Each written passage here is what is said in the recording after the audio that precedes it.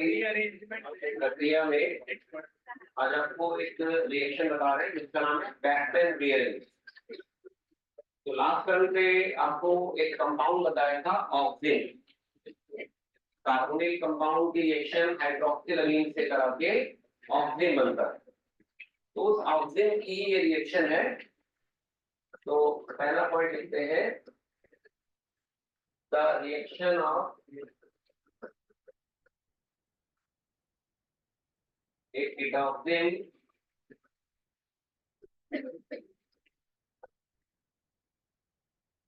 the reaction of ecdoctin in presence of concentrated H2SO4 or PCl5 or tosyl chloride or many more other catalysts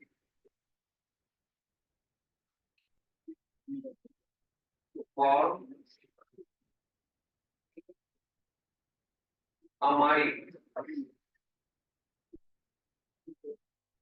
The reaction of ecdoctin in presence of H2SO4 or PCl5 और tosyl chloride.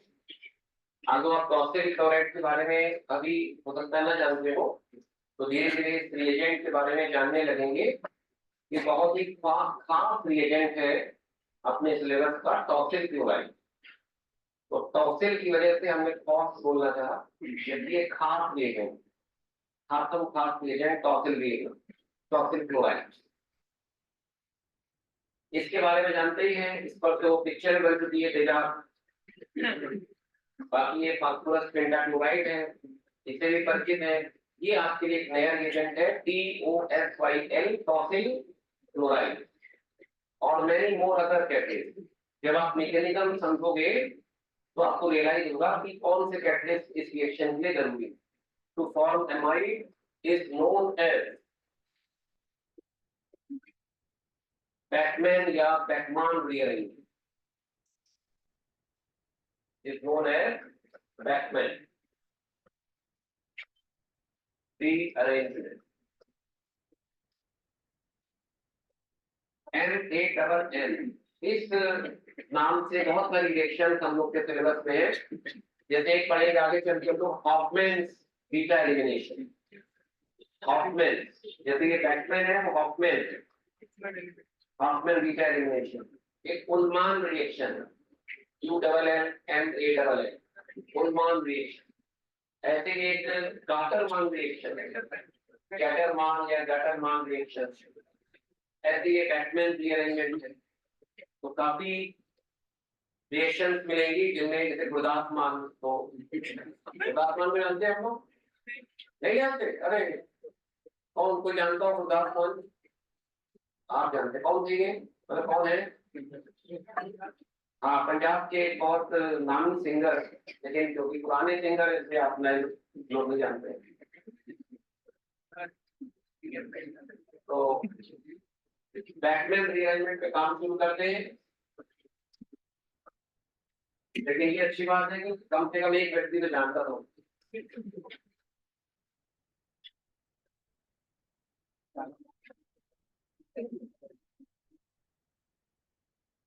ये देखिए oxygen है, R1CR2 double bond NOH।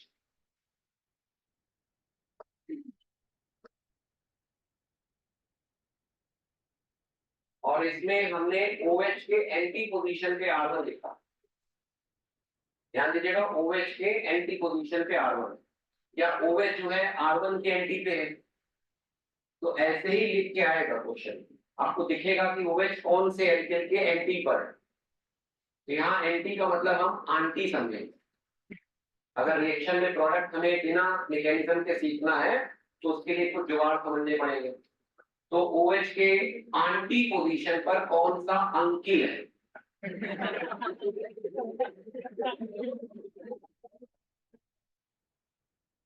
Alkene हम uncle बोलेंगे, OH के anti position, और इसी uncle का रोल होगा इसमें। तो अगर इसकी रिएक्शन कॉन्सेंट्रेटेड H2SO4 से कराते हैं तो आपको देखिए प्रोडक्ट लिखना कैसे है, उसकी टेक्निक बता। पहले तो ये पता करो ये कौन से कीटोन का ऑक्टेन, पहले ये पता करो ये कौन से कीटोन का ऑक्टेन पता कर लेंगे। पता कर लीजिए कौन से कुछ कीटोन का स्ट्रक्चर लिख लो, इस कीटोन का ये ऑक्टेन। इससे पूछा जाएगा तो कौन से कीटोन के ऑक्टेन हो, तो ये बताएगा कि मैं R1 CO R2 इस वाले कीटोन का मैं ऑक्टेन हूँ, उस कीटोन को लिख दिया। अब इन दोनों में केमिकल अर्थमेटिक लगा दें, रासायनिक अंगगणित केमिकल अर्थमेटिक। जैसे हम आपसे कहें कि अमोनिया में से NH निकाल दो तो क्या बचेगा H2, वाटर में से O निकाल दो तो H2, मीथेन में से CH2 निकाल दो H2। इसी तरह से अगर हम ऑक्सीजन और कीटोन में से केमिकल अर्थमेटिक लगाना चाहें, दोनों में से डिफरेंस देखें किसका आ रहा है,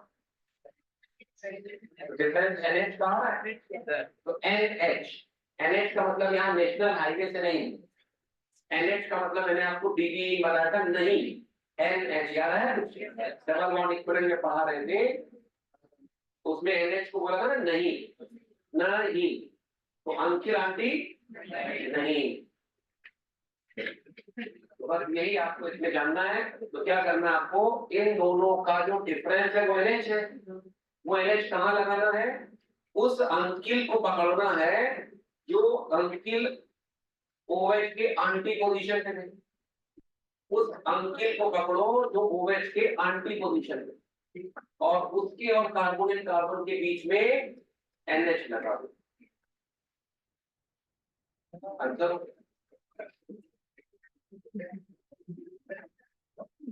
क्या ये अमाइड है, पहले तो चेक कर लो क्या ये अमाइड है।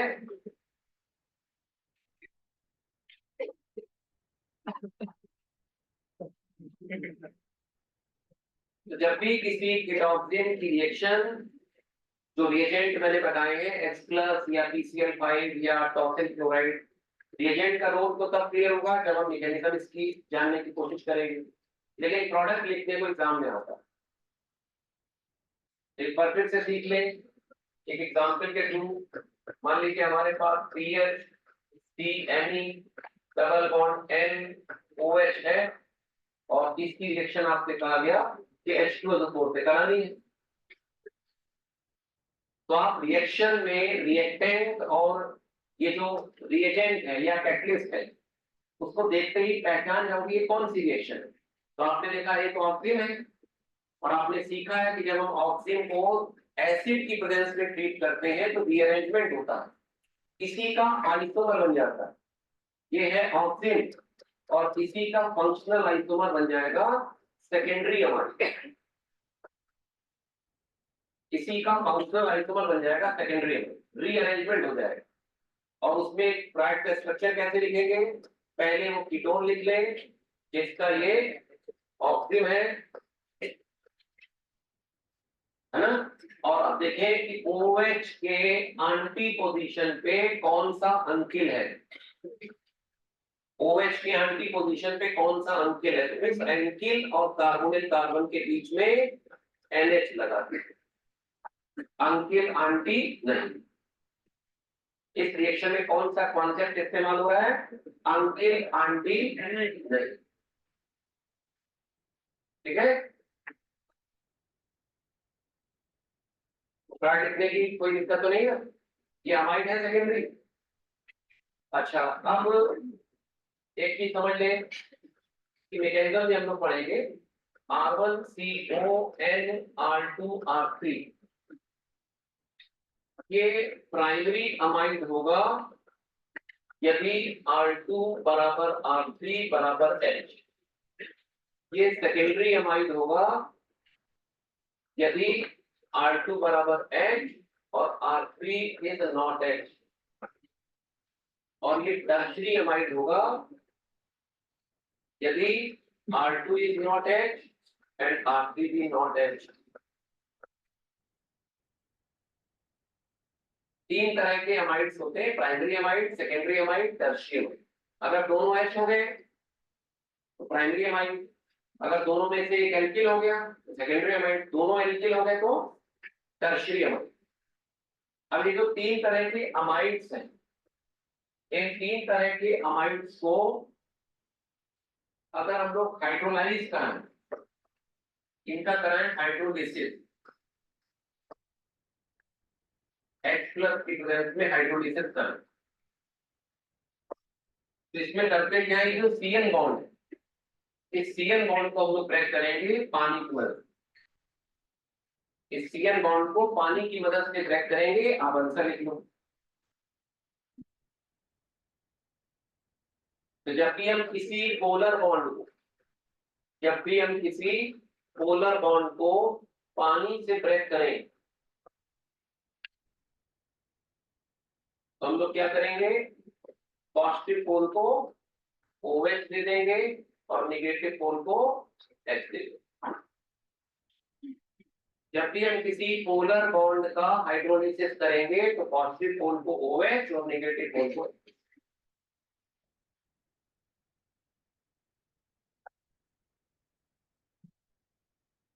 A को OH दे दिया, B को H दे दिया। अब इसका आंसर लिखिए, क्या आंसर आएगा, R1 CO OH और प्लस HN R2 R3। क्या ये अमोनिया हो सकती है? अगर दोनों H हो गए तो अमोनिया हो जाएगी, लेकिन एसिडिक मीडियम की वजह से अमोनिया ना लिख के अमोनिया मान लिखेंगे, है ना। अमोनिया भी लिख सकते हैं, मतलब उतना कोई बहुत बड़ा इशू नहीं, वो डिपेंड करता ऑप्शन क्या है। एक होता है सही ऑप्शन, एक होता है बहुत सही ऑप्शन। तो सही में तो अमोनिया है, बहुत सही में अमोनिया। अब दोनों में से एक एल्किल हो गया तो प्राइमरी एमीन, दोनों एल्किल हो गए तो सेकेंडरी एमीन, मतलब ये कभी भी टर्शियरी एमीन नहीं। तो एक क्वेश्चन आता है इससे कि amide on hydrolysis may give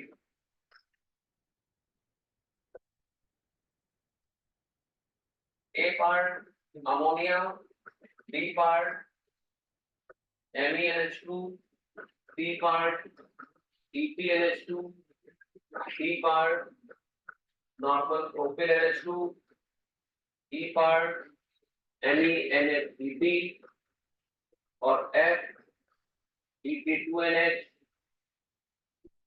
और G BHNH2 और H Me3N I EP3N J PHNNE।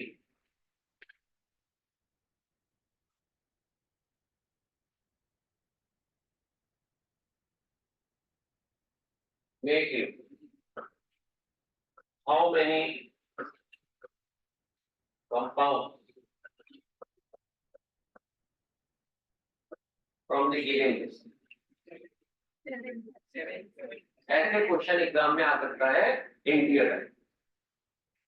Amide केवल कहा है, ये नहीं बताया कि प्राइमरी है कि सेकेंडरी है कि टर्शियरी। अमाइड, अमाइड के हाइड्रोलिसिस से इनमें से कितने कंपाउंड्स हमें मिल सकते हैं। तो टर्शियरी मीन के अलावा ammonia, primary mean, secondary mean सब मिल सकते हैं। तो आंसर क्या आ जाएगा, 7।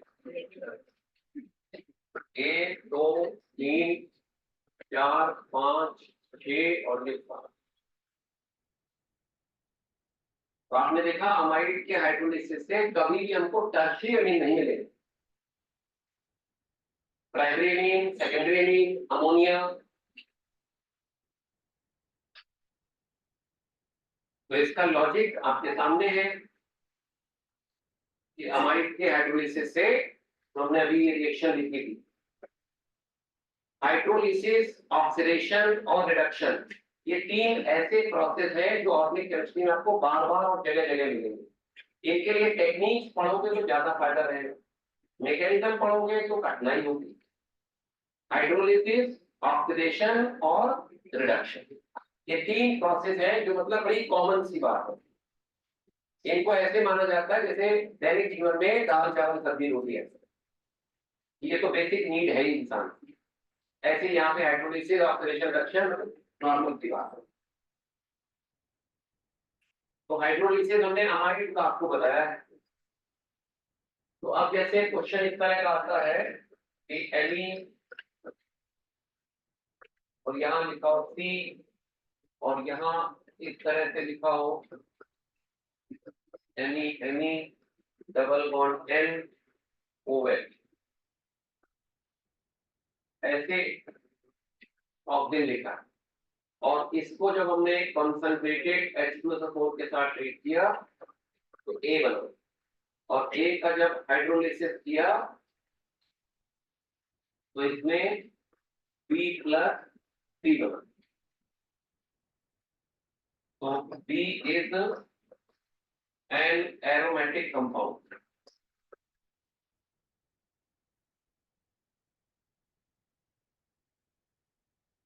The number of sp2 carbons in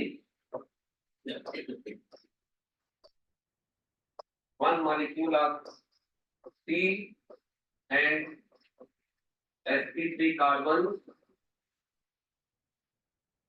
in one molecule of B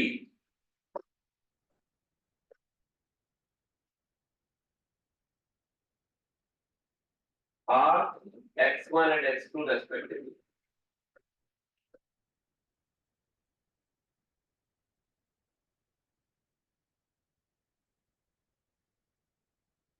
The number of sp2 carbons in one molecule of C and sp3 carbons in one molecule of B are, plus C में sp2 carbons और B में sp3 carbons, ये sp3 लिखा है, और B में sp3, C में sp2, in one molecule are X1 and X2 respectively. और A का जो डबल बॉन्ड इक्विवेलेंट है वो X3। तो आपको बताना है calculate X1 into X2 into X।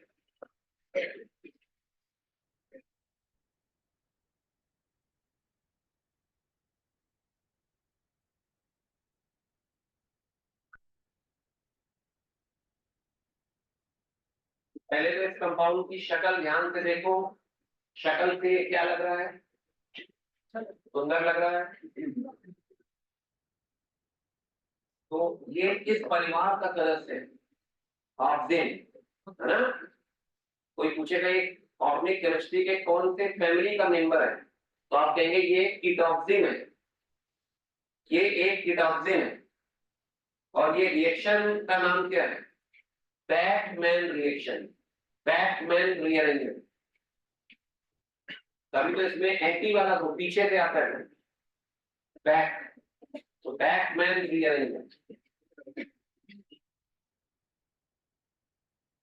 तो आप सबसे पहले तो ए का स्ट्रक्चर लिखेंगे। जब हम पढ़ते थे अपने समय में तो देखिए हमने कैसे सीखा था, हम आपको वही बता रहे, क्योंकि तब इस तरह से नहीं सिखाया जाता था, क्योंकि तब स्टूडेंट बहुत जल्दी सीख भी जाते थे, थोड़ा टेंडेंसी भी ज्यादा थी पढ़ने के लिए, क्योंकि गैजेट वगैरह नहीं थे, डिस्ट्रैक्शन नहीं था, पढ़ने के अलावा कोई काम नहीं था वो, इसलिए ज्यादा पढ़ लेते थे हम लोग, तो गलती से ज्यादा पढ़ लेते। तो हम लोग कैसे सीखते थे उस समय?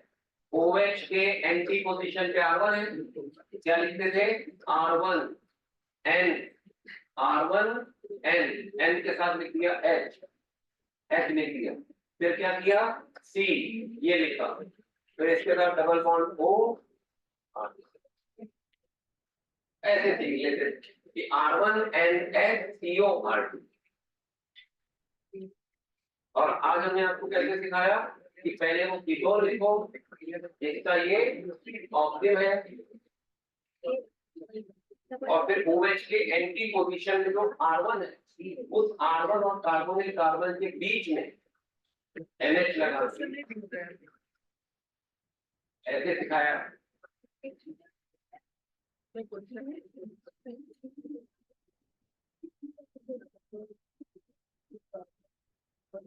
क्या मान के चले फ्रैक्शनल रीअरेंजमेंट में प्रोडक्ट लिखना आपको आ गया, मतलब कितना भी कठिन सवाल आएगा लिख लोगे आंसर। देखते हैं अभी तो ये सिंपल क्वेश्चन है।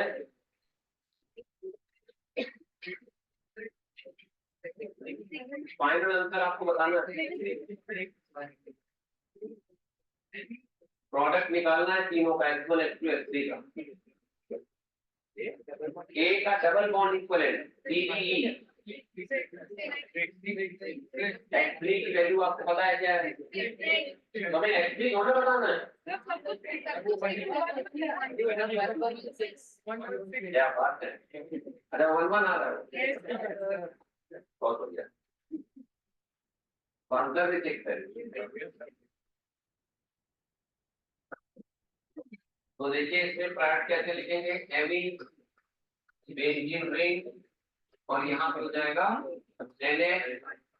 NaCO साइकिल और साइकिल यहाँ NaMe आएगा।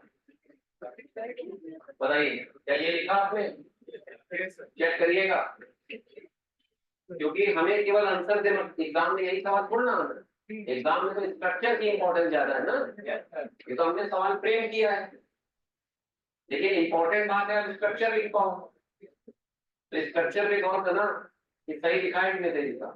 एमी के मेटा पे NH है, ध्यान दीजिएगा, एमी के मेटा पे NH है, क्योंकि ये मेटा पे लगा था, ये मेटा पोजीशन है, क्योंकि यही वाला जो कार्बन है यही तो इससे अटैच होगा, ये बॉन्ड टूटेगा ये इससे अटैच होगा, तभी ये बना।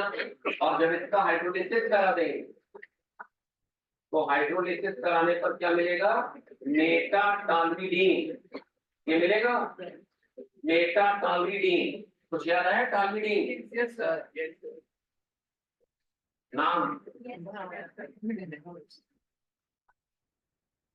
मेटाटाल्विडीन, NeNH2, ये क्योंकि ये वाला बॉन्ड आप देख करो, और क्या बनेगा, और बनेगा 3,3-डाइमेथिल 3,3-डाइमेथिल साइक्लोपेंटेन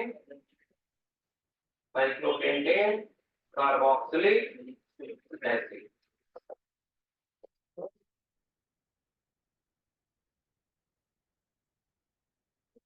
तो X1 कितना है 1, X2 भी 1 और X3 चेक कर लो 4, 5 और 6।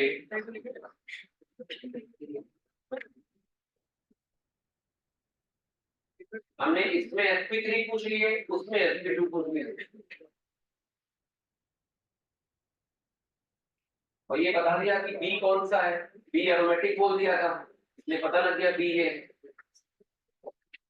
और अगर ना भी बताते किसी को भी B और C मान लेते फर्क पड़ जाता, मान लो इसको B मानते हैं तो फर्क पड़ जाता। हमने बताया कि B एरोमेटिक है, ये तो एरोमेटिक नहीं है। अच्छा यहाँ से आपको एक हिंट तो मिली होगी कि जब हम कीटोक्सिन को बैकमैन रीअरेंजमेंट में ले जाते हैं, उसके बाद हाइड्रोलिसिस कराते हैं, तो OH के एंटी वाले ग्रुप का ही प्राइमरी अमीन मिलता है, समझना चाहिए। अगर हमारे पास कोई ऑक्सीजन है और इसका हमने पहले कॉन्सेंट्रेटेड H+4 या PCl5 उसके बाद हाइड्रोलिसिस कराया, तो डायरेक्ट का प्रोडक्ट कैसे लिखोगे, डायरेक्ट तो जो एंटी वाला एल्किल है उसकी प्राइमरी अमीन और बाकी दूसरे का कार्बोक्सिलिक एसिड, तो इतना फास्ट आपको होना पड़ेगा, क्योंकि एग्जाम में नॉर्मली ये पूछते हैं।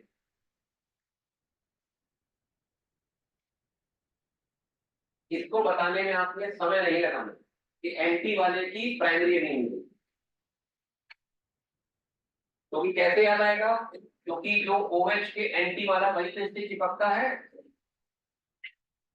वही N से चिपकेगा तो R1 का NH2 बन जाएगा, दूसरे का एसिड बन जाएगा, R2 का एसिड बन जाएगा।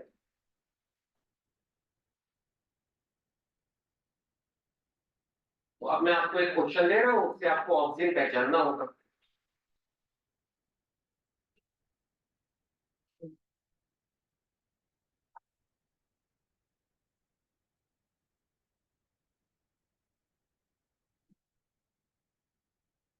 An organic compound A undergoes rearrangement in presence of PCl5 give B, which on hydrolysis gives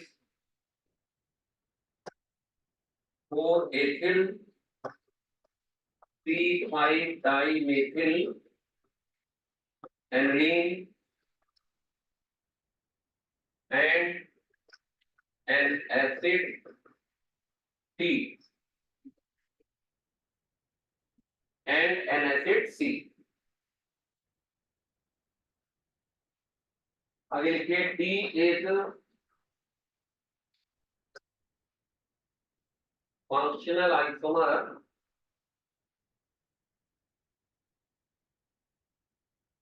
of a ketone E.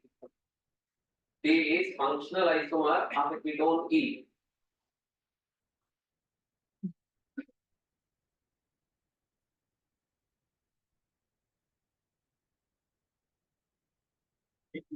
D is functional isomer of a ketone E. बहुत बढ़िया सवाल बनने जा रहा है, मतलब बहुत मजेदार जबरदस्त सवाल, इसलिए बहुत केयरफुली करिए और आप लोग कर लेंगे, मेरा दावा है। D is functional isomer of a ketone E.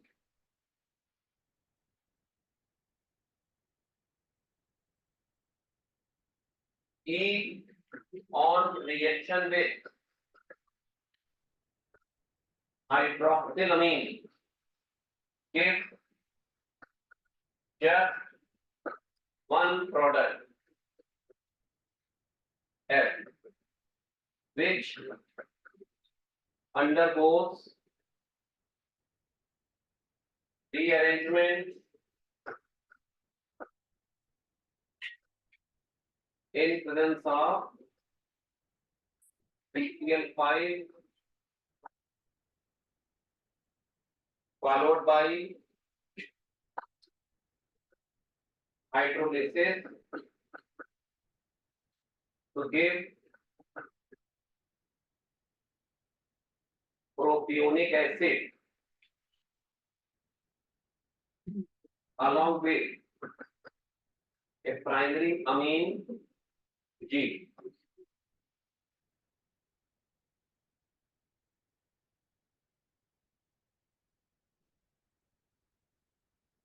अभी सवाल खत्म नहीं हुआ है।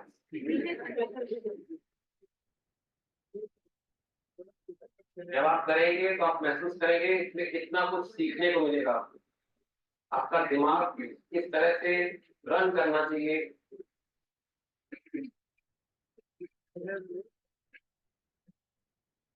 मतलब बैटमैन रीअरेंजमेंट हमने एक ही सवाल में 2 बार इंट्रोड्यूस किया है और अभी भी सवाल खत्म नहीं हुआ।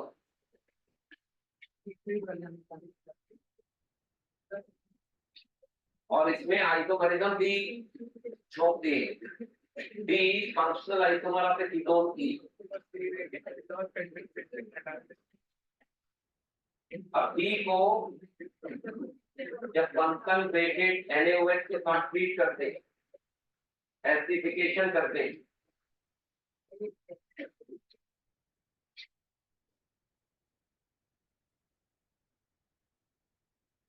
एसिड C मिलता है, साथ में कंपाउंड H मिलता है। एसिड C वही है जो पीछे मिला था, ये देखिए, ये एसिड मिला था, यही वाला एसिड C अब जाके मिल रहा है किससे?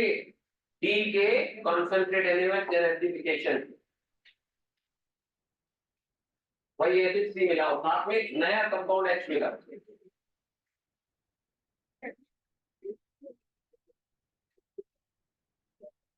अब सवाल खत्म हुआ है, सारे अननोन आपको पता कर, मात्र 2 पेज का सवाल, और अगर इसको टाइपिंग की जाए तो 3-4 लाइन में सवाल बन जाए। क्वेश्चन ये खत्म हुआ है, एंड ऑफ द क्वेश्चन।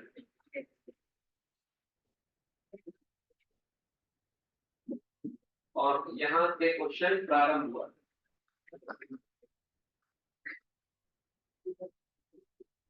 आगाज से अंजाम तक।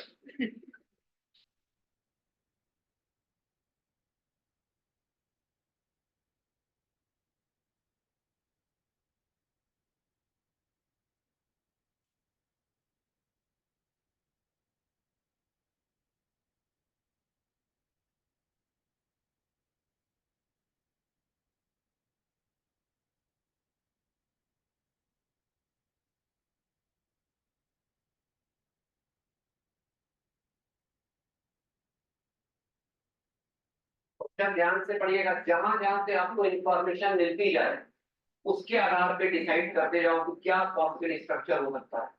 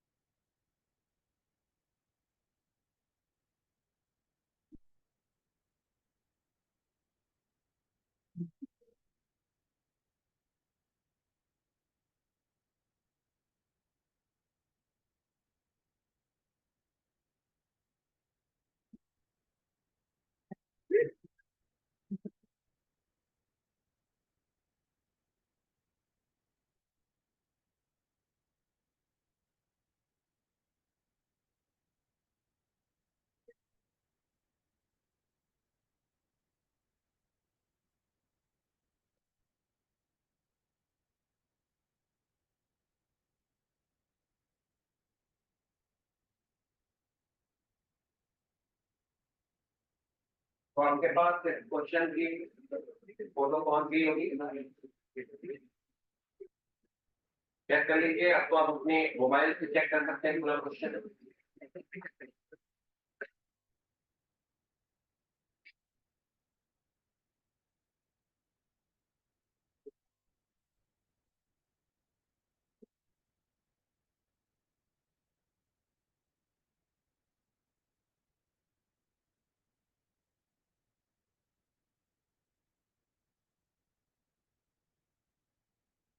ऐसे सेशन में कहना है कि some प्रॉब्लम है। अच्छा, बस और समाज की चिंता अच्छी बात। कई बार होता है ना कि आदत से पड़ गई मासूम है।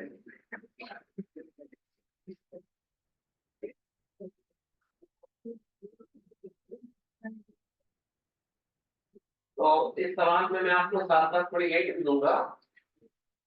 ए एक कंपाउंड है, पता नहीं कौन सा कंपाउंड है, शुरुआत में तो डर लगेगा यार ऑर्गेनिक कंपाउंड कितने सारे कंपाउंड है। अंडर कौन रीअरेंजमेंट, थोड़ी सी हिंट मिली है, बैक में लिखा होगा तो पूरी हिंट मिल जाती है। In presence of PCl5 to give B, which on hydrolysis gives aniline। तो कोई डेरिवेटिव है नहीं इनका, 4-18 3-5 डाइएथिल एनालिन मतलब primary and N acid C। बस यहाँ से हिंट मिल गई। ऐसा कौन सा रीअरेंजमेंट है जिसमें रीअरेंजमेंट कराने के बाद हाइड्रोलिसिस कराएं तो प्राइमरी अमीन और एसिड मिले। तुरंत आपको याद आना चाहिए ये तो बैटमैन रीअरेंजमेंट। इस सेंटेंस को दिमाग में बता दो कि जब भी हम किसी कीटोसिन को बैटमैन रीअरेंजमेंट की प्रक्रिया में ले जाएंगे और उसके बाद उसको नहलाएंगे, पहले बैटमैन पीछे से आदमी आया, बैकमैन, उसके द्वारा जब रीअरेंजमेंट हुआ, उसके बाद में कंपाउंड को नहलाया, नहलाने के बाद दो कंपाउंड मिले, एक प्राइमरी अमीन और एक एसिड। प्राइमरी अमीन का स्ट्रक्चर बता दिया है, मतलब ये OH के एंटी पे रहा होगा, वो ऑक्सीजन रहा होगा। ये क्या ये समझ में आ रही बात? क्या पहली 4 लाइन, पहली 5 लाइन के आधार पे क्या ए का जजमेंट कर लोगे? क्या इतना जजमेंटल हुआ? क्यों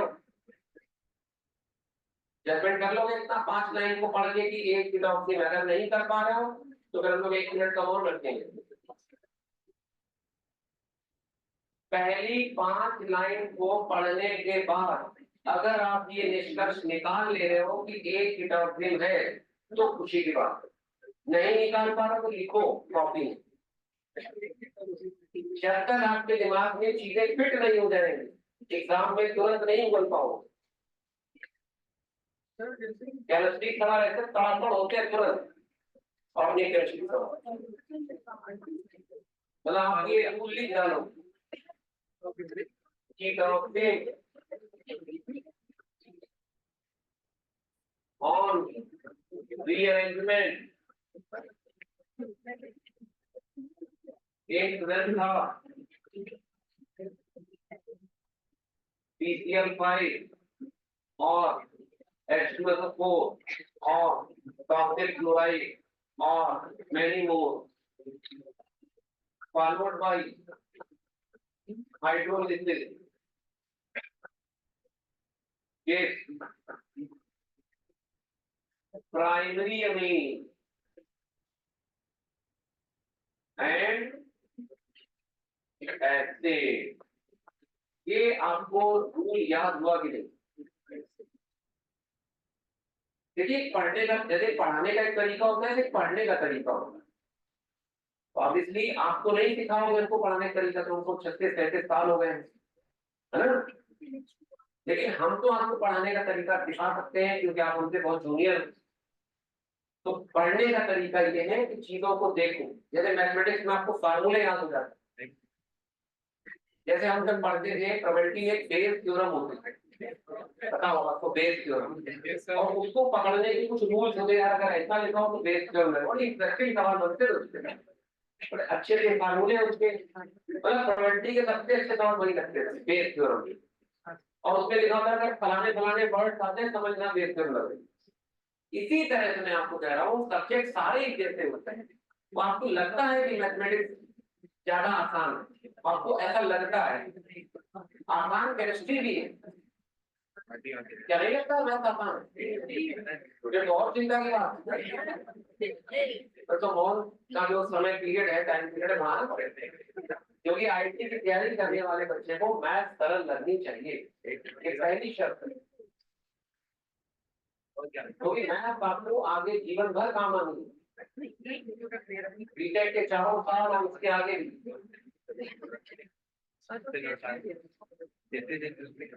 तो डिटॉक्सिन का जब बैकमैन रीअरेंजमेंट होगा उसके बाद जब उसको नहलाएंगे, हाइड्रोलिसिस का मतलब क्या है? पानी से नहला रहे, छींटे डाल रहे पानी के, तो 2 कंपाउंड कौन से मिलेंगे? एक प्राइमरी अमीन और दूसरा कार्बोक्सिलिक एसिड। तो यहाँ पे प्राइमरी अमीन कौन सी मिली? प्राइमरी अमीन बताइए कौन सी मिली? एनिलीन। एनिलीन नहीं, उसके 4 पे एथिल है और 3 पे और 5 पे मेथिल है। ये है प्राइमरी अमीन। काश एसिड भी पता होता तो हम लोग झट से ए का फार्मूला लिख देते। हो गया सर, हो गया, बहुत बड़ी बात है। तो एसिड सी है। अब डी जो है ई का, ई कीटोन है। अब इस कीटोन की रिएक्शन हाइड्रोक्सिल अमीन से कराने पर दिस जस्ट वन प्रोडक्ट है। इसका मतलब जो ई है यानी RCO आ रहा होगा, क्योंकि हाइड्रोक्सिल अमीन से केवल एक प्रोडक्ट का मिलना मतलब सिमेट्रिकल कीटोन। क्यों? बताइए अगर किसी कीटोन की हाइड्रोक्सिल अमीन से रिएक्शन कराने पर केवल एक प्राइम मिल रहा है, मतलब वो इलेक्ट्रिकल कीटोन होगा। क्या ये बात क्लियर है? जस्ट वन प्रोडक्ट, इसमें तीनों एंटी आइसोमरिज्म नहीं है। और जब हम इसका बैकमैन रीअरेंजमेंट कराएंगे, बैकमैन रीअरेंजमेंट, तो बनेगा RNH2OR, और इसके हाइड्रोलिसिस से हमको RNH2 और RCOH मिला। लेकिन इसका फार्मूला तो गिवन है क्वेश्चन में, प्रोपेनोइक एसिड गिवन है। जब इसका फार्मूला गिवन है तो आर को पता लग गया, आर हो गया ET, आर इज ET, मतलब E इज 3-पेंटेनोन, है ना? क्योंकि ये है प्रोपियोनिक एसिड, ये क्वेश्चन में गिवन है।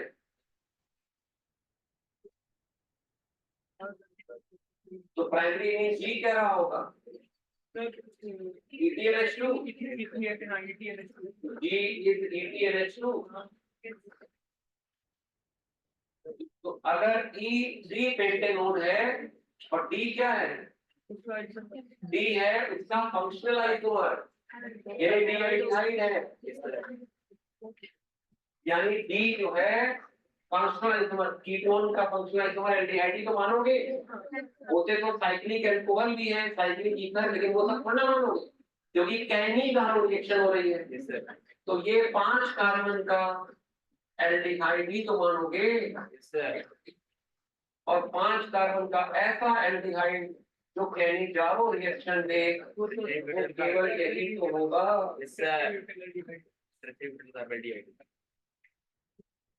क्योंकि इसकी रिएक्शन जब कंसंट्रेटेड एनएच से कराएंगे और उसके बाद एसिडिफिकेशन कराएंगे, तो इसके 2 मॉलिक्यूल पार्टिसिपेट करके Me3C COOH plus Me3C CH2OH। हमें लगता है जी कुछ और है ना? अच्छा H, ठीक है, ठीक है, H हो गया ना, H और C हो गया।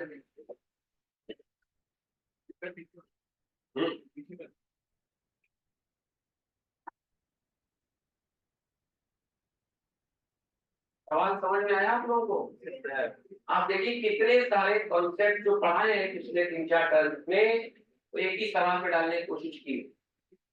एक तो ये वाली बड़ी इंपॉर्टेंट इंफॉर्मेशन है कि अगर कोई कीटोन हाइड्रोक्सिल अमीन से रिएक्शन करने पर केवल एक ऑक्सीजन दे रहा है, मतलब वो सिमेट्रिकल कीटोन रहा होगा, और फिर ऑक्सीजन में बैकबोन कराया, उससे एक स्ट्रक्चर गिवन है तो दूसरा अपने आप पता लग गया, ई पता लग गया 3-पेंटेनोन। बताइए ऐसा तो नहीं कि हम ही को केवल समझ में आया था। ई जो है 3-पेंटेनोन है, तो डी क्या है? डी उसका फंक्शनल आइसोमर है, और डी है ऐसा फंक्शनल आइसोमर जो कैनिगारो रिएक्शन दे रहा है। ये सब जान रहे हैं कैनिगारो, कैनिगारो नहीं, कैनिगारो रिएक्शन है।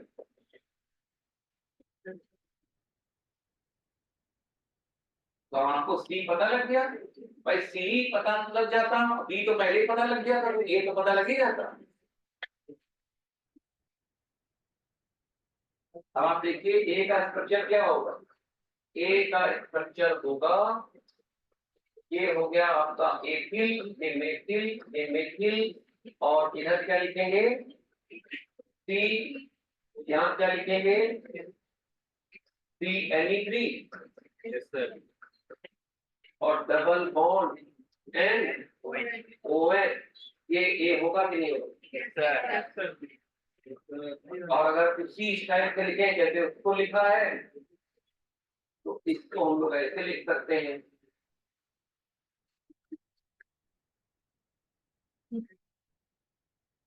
ऑप्शन तो ऐसे ही बने होंगे ना, या वो पूछ सकते हैं बनाओ कंपाउंड ए में कितने मेथिल ग्रुप होंगे। इस साल एडवांस में क्वेश्चन आया था, बहुत इंटरेस्टिंग क्वेश्चन था। उसमें ऐसे ही पूछा था कि प्रोडक्ट में कितने मेथिल ग्रुप्स होंगे हिंदी अगर, नहीं इसमें तो बता ही होगी, अब तो बता ही होगी मतलब।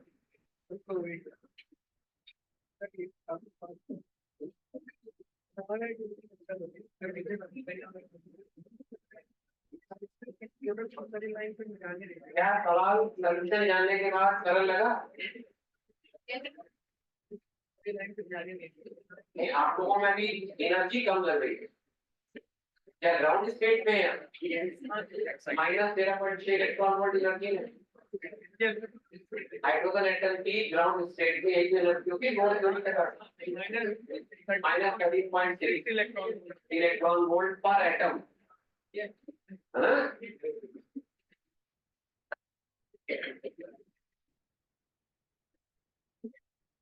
तो अगर आपको पता लग जाए कि आपकी बॉडी में कितने हाइड्रोजन एटम्स हैं तो आप निकाल सकते हैं कि आपके पास कितनी एनर्जी है एटम्स के।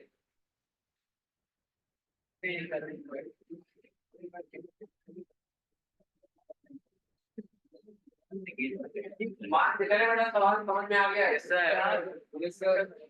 आप मान सकते हो।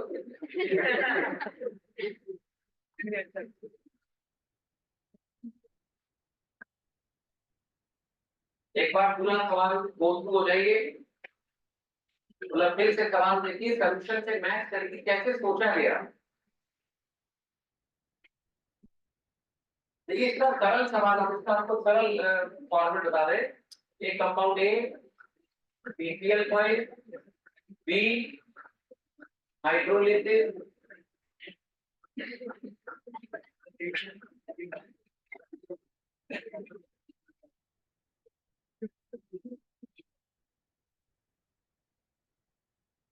प्लस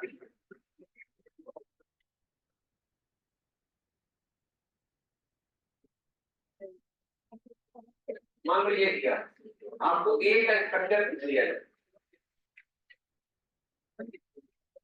ये सरल सवाल। इसमें डायरेक्ट आपको अमीन बता दिया गया, एसिड बता दिया गया। अब आप कोशिश करो ए का स्ट्रक्चर लिखने की।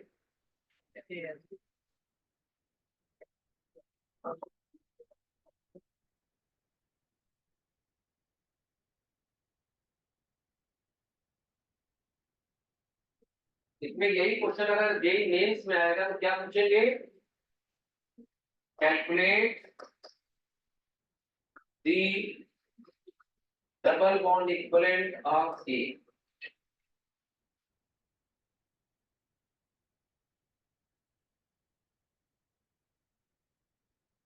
क्या पूछ सकते हैं? नंबर ऑफ PP पाई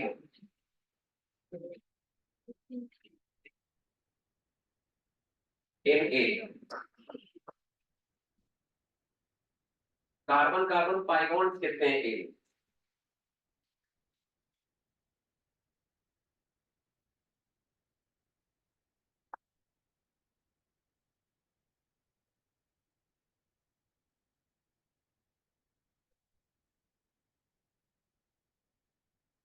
तीसरा पूछ सकते हैं number of PP sigma bonds in B.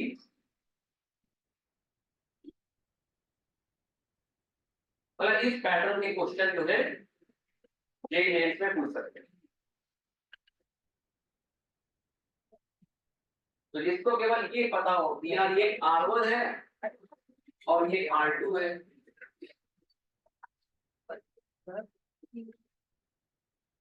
मतलब जैसी रिएक्शन देखी आपने और ये रिएजेंट देखा, हाइड्रोलिसिस देखा, ये प्राइमरी अमीन है, ये एसिड है,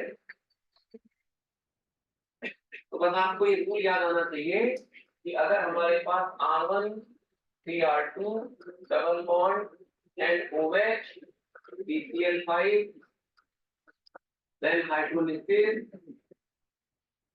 क्या बनेगा? R1 NH2 plus R2 CW।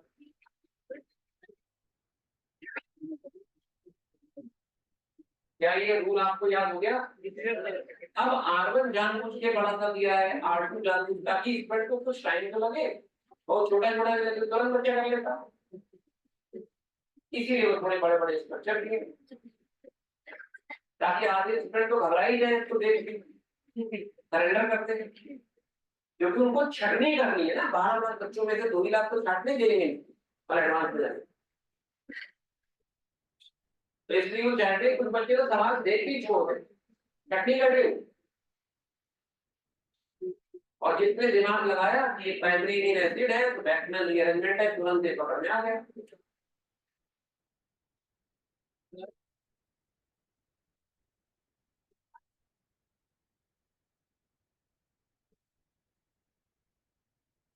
देखिए इसी में मैं इसी पेज में एक स्ट्रक्चर में लिखूंगा,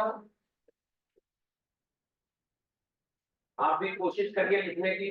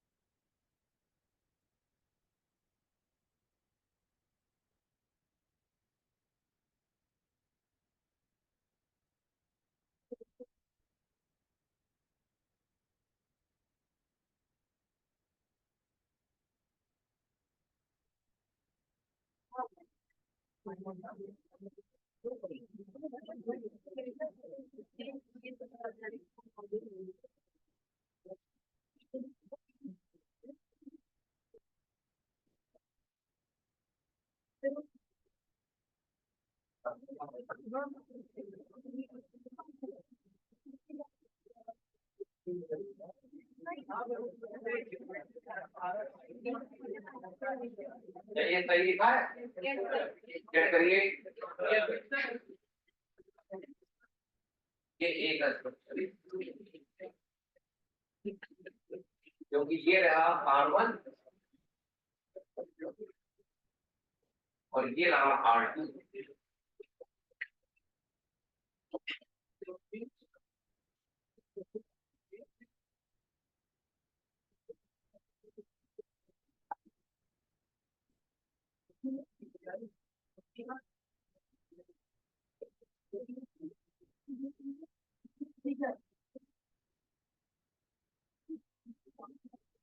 और मैं आगे क्वेश्चन आपको,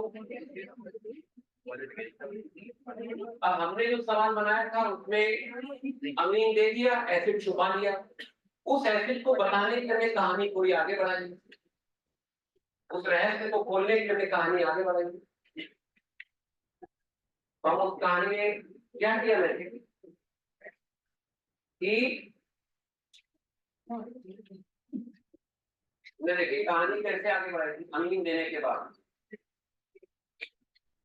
यमीन बताया, फिर कहा कि T is functional isomer of ketone E, एक नया कीटोन ई है और टी इसका फंक्शनल आइसोमर है, और उस कीटोन ई की रिएक्शन हाइड्रोक्सिल अमीन से करा के केवल एक ऑक्सीजन मिला, और फिर उसका बैकमेल कराया, उसका हाइड्रोलिसिस कराया, तो एक प्रोडक्ट मिलने का मतलब है ई सिमेट्रिकल कीटोन है।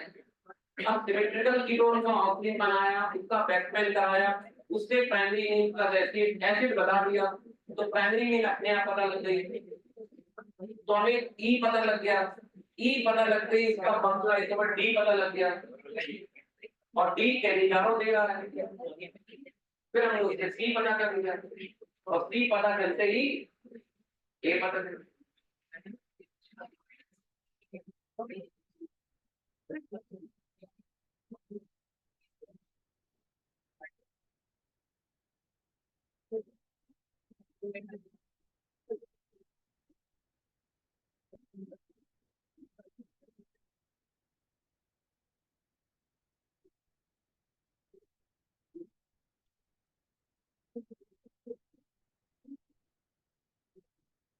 तो डबल बॉन्ड इक्विवेलेंट आंसर क्या है?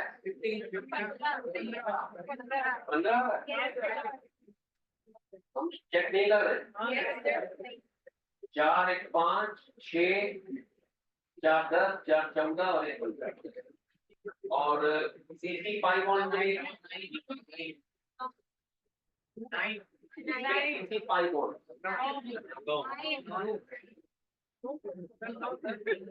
1 2 3 3 6 9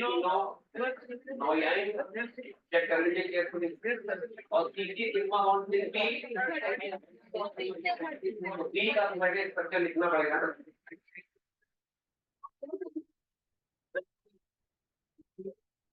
D का स्ट्रक्चर देखिए क्या आएगा।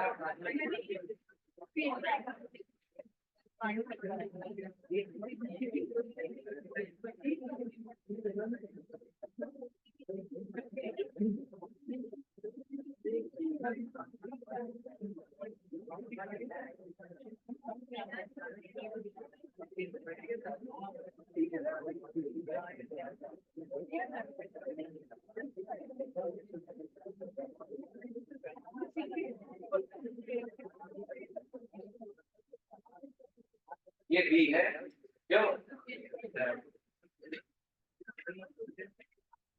तो इसमें CC सिग्मा बॉन्ड बताने D में।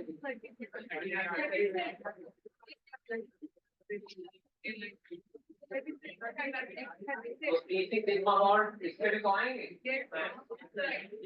6 कितने आ जाएंगे? 6 के 12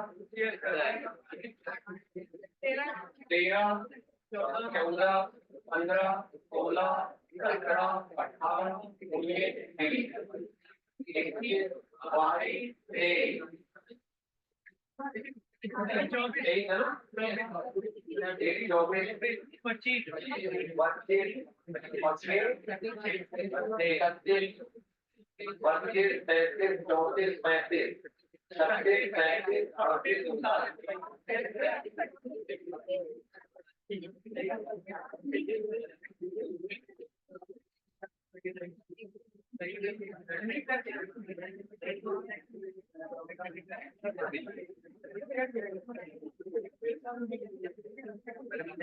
चलिए आगे देखते हैं।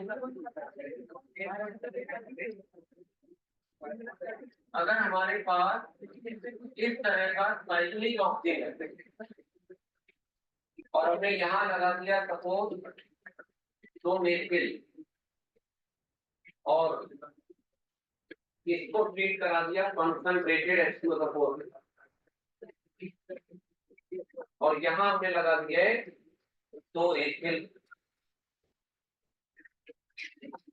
अब आपको इसमें प्रोडक्ट का स्ट्रक्चर लिखना है।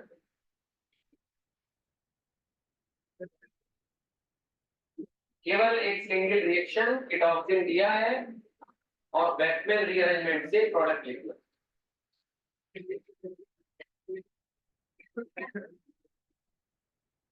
तो हमने जो टेक्निक आपको बताई थी कि पहले तो कीटोन लिख लो, इसका ये ऑक्सीजन है, ये पता कर लोगे कि कौन से कीटोन का ऑक्सीजन है। फिर उस कीटोन में आपको उस अंकिल को पकड़ना है जो अंकिल OH के एंटी पोजीशन पे था ऑक्सीजन। तो उस अंकिल और कार्बोनिल कार्बन के बीच में NH फिट कर देना। मतलब ये हुआ कि अगर हमारे पास R1 3 R2 double bond NOH है और इसका हम बैकमेन रीअरेंजमेंट करा रहे हैं, तो इसमें हमने बनाया R1 NaCO R2 और अगर ये दोनों आपस में कनेक्टेड है तो ये भी तो आपस में कनेक्टिविटी मेंटेन रहेगी।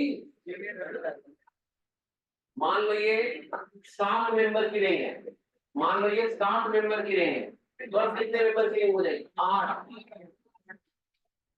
बीच में NH आ गया और पहले वो होमोसाइकिल था, अब हेटेरोसाइकिल हो गया। इसमें ये मत सोचना कि 7 से 8 बजे तक कैसे चला जाएगा, वो तो अनस्टेबल होती है, क्योंकि जो होना है वो होके रहेगा। 8 बजे क्या करें? 8 की रिंग होगी तो 9 बज जाएगी, 9 की रिंग 10 में, 5 की रिंग 6 में, 6 की रिंग 7 में जाएगी।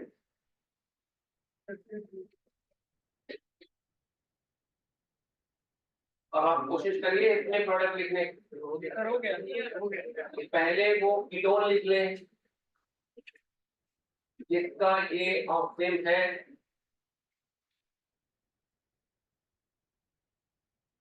इसी का तो ऑक्टेव है। अब इस OH के एंटी पोजीशन पे यही तो एल्किल है, यही तो एल्किल है जो OH के एंटी पोजीशन पे। तो इस एल्किल और कार्बोनिल कार्बन के बीच में आपको NH लगा देना है। अब इसको थोड़ा सही तरीके से लिख देना है।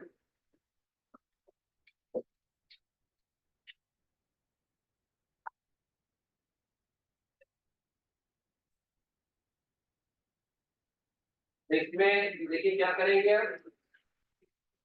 ये NH, ये CO और NH के जब बगल वाले कार्बन ये है, यही वाला कार्बन है, देखिए ये वाला कार्बन है, ये वाला NH के जब बगल वाला तो है, और इधर क्या लगा है, दो मेथिल, और फिर ये CH2, इधर क्या लगा है,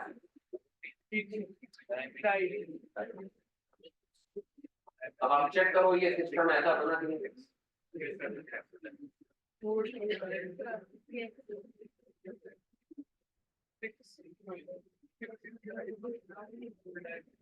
क्या दिक्कत है कुछ, चेक कर लीजिए। कितनी स्पेसिफिक टेक्निक है, उस कीटोन को ढूंढ लीजिए जिसका रिएक्टिव है, और OH की एंटी पोजीशन का अंकिल ढूंढ लीजिए, उस अंकिल और कार्बोनिल कार्बन के बीच में नेशनल हाईवे लगा दीजिए, NH लगा दीजिए।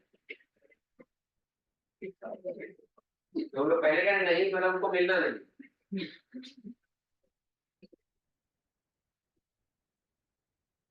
अच्छा, अब एक क्वेश्चन आपको दे रहे हैं, ये है साइक्लोहेक्सेनोन, इसकी रिएक्शन हाइड्रोक्सिल अमीन से कराई, इसने A बनाया, इसको कंसंट्रेटेड H2SO4 के साथ ट्रीट किया, B बनाया, B को हाइड्रोलिसिस कराया H प्लस वाटर, इससे C बनाया, और C को हम लोगों ने सोडा लाइन के साथ हीट कर दिया, इससे D बना दिया।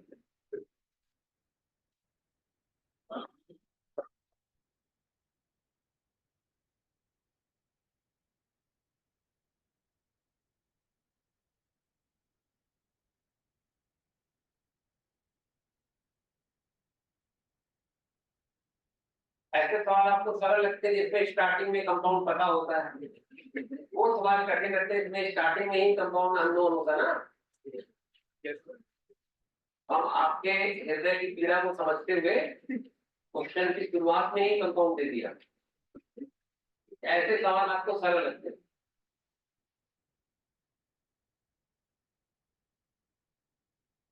अब जब हम डी तक पहुंच गए तो डी के आगे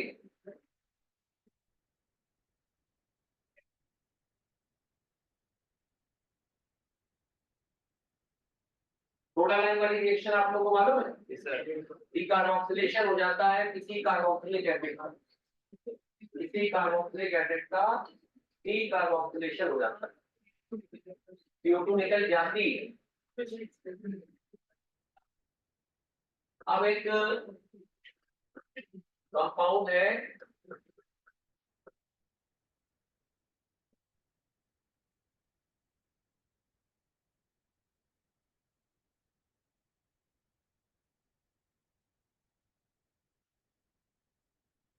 इसकी रिएक्शन पहले कंसंट्रेटेड H2SO4 से करा रहे हैं, बाद में हाइड्रोलिसिस करा रहे हैं, तो इसमें हम लोग को मिला डी प्लस ई, ये R अननोन है हमारे पास, R जो है अननोन है,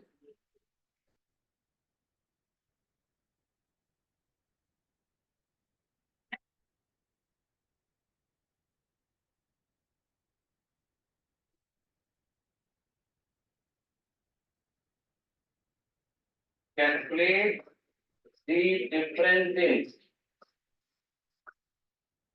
number of sp3 carbons in one molecule each of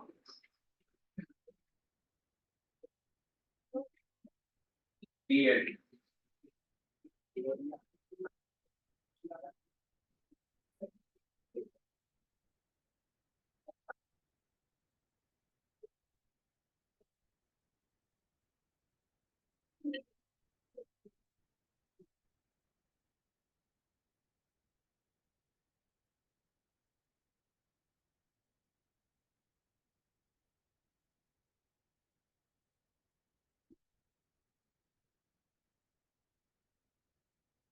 हाँ, उसी कंटिन्यूएशन में सवाल है। आप पूरा सवाल बना।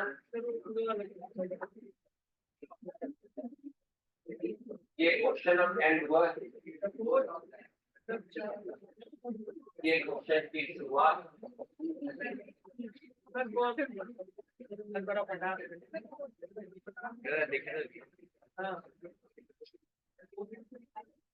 आंसर क्या आ गया?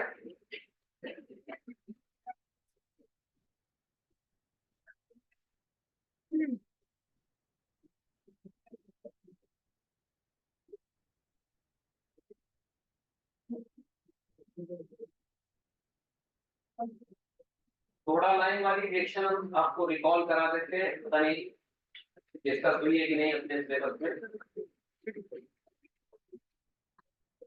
आपने शायद 12th में पढ़ी होगी या 11th में। कार्बोक्सिलिक एसिड को सोडा और लाइम के साथ हीट करें। Caustic soda in presence of lime. Lime का मतलब वही कैल्शियम ऑक्साइड। कैल्शियम ऑक्साइड को चूना बोलते हैं, क्विक लाइम, कली चूना। क्विक लाइम नाम सुना होगा, कली चूना, कैल्शियम ऑक्साइड।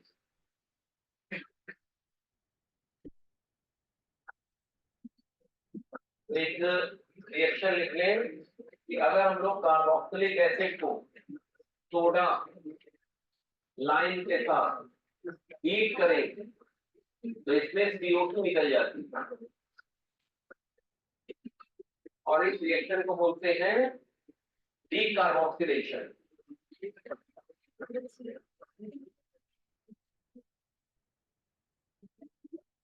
डीकार्बोक्सिलेशन एक बार जेईई मेंस में क्वेश्चन आया था बहुत पहले, जब यूपीटीयू एग्जाम होता था। मेंस की जगह यूपीटीयू। मैलिटिक एसिड को सोडा लाइम के साथ हीट करें तो क्या मिलेगा? यूपीटीयू जब एग्जाम होता था ना, उसके बाद आईआईटी शुरू हुआ, अब जेईई मेंस होता है। आईआईटी नहीं मतलब। तो मैलिटिक एसिड को सोडा लाइम के साथ हीट करें तो कौन सा फ्राइड प्राप्त होगा? तो मैलिटिक एसिड ही नहीं पता होगा कहां से अभी इस पे काम चलता है, दूसरी फैक्ट्री पे काम चलता है। तो मैलिटिक एसिड का भी फॉर्मूला बताएगा? किसी को याद हो फॉर्मूला? बेंजीन रिंग पता है? उसमें कितने कार्बन होते हैं? 6 हाइड्रोजन होते हैं। हर हाइड्रोजन को हटा के COOH लगा दो। क्या लगा दो? COOH। बेंजीन में जो रानी है केमिस्ट्री की, उसके सारे H हटा के कुहू, 6 बार उसको रानी को कुहू कुहू कुहू कुहू, क्या बन जाएगा? मैलिटिक एसिड। ठीक है? तो मैग्नेटिक एसिड का फार्मूला जो है वो ये होता है, बेंजीन हेक्सा कार्बोक्सिलिक एसिड। इसी का नाम है मैग्नेटिक एसिड। ये क्योंकि एग्जाम में पूछा जा चुका है बहुत पहले, इसलिए कभी भी ये दोबारा क्वेश्चन पूछ सकते हैं। मैग्नेटिक एसिड अलग से कहीं नोट कर लीजिए।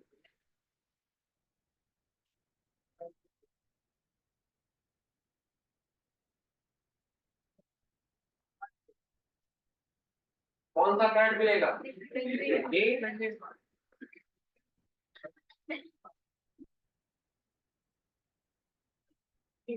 मैग्नेटिक एसिड को थोड़ा हीट करेंगे तो CO2 जहां जहां होगी वहां वहां से निकलेगी, ऊपर से, नीचे से, राइट से, लेफ्ट से। तो कितनी ग्लोबल वार्मिंग हो जाएगी।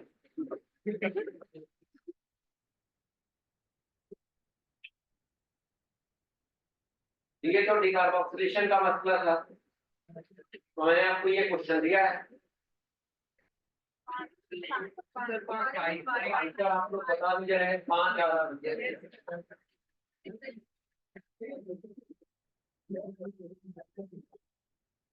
इसमें जो ए होगा कंपाउंड वो सेम होगा कि एंटी होगा, बताओ। ए जो है सेम है कि एंटी है? अरे सेम एंटी पॉसिबल कहाँ है? ए में सिनेंटी है ही नहीं। A is neither same nor anti. It is just an organ. इसका नाम क्या है? IUPAC। A का IUPAC नेम क्या है? Cyclohexanone octane. A का IUPAC नेम है साइक्लोहेक्सेनोन ऑक्टेन। अब इसमें जो बी होगा इसका स्ट्रक्चर क्या होगा? उसका स्ट्रक्चर ये होगा, बताइए। 7 की रिंग बनी कि नहीं बनी? हो सकता है कुछ लोगों को बी का स्ट्रक्चर ड्रॉ करने में दिक्कत आ रही हो, आ रही है तो बताइए। बहुत इंपॉर्टेंट रिएक्शन है ये, एनसीईआरटी में भी दे रखी है ये रिएक्शन, एनसीईआरटी में भी दे रखी है।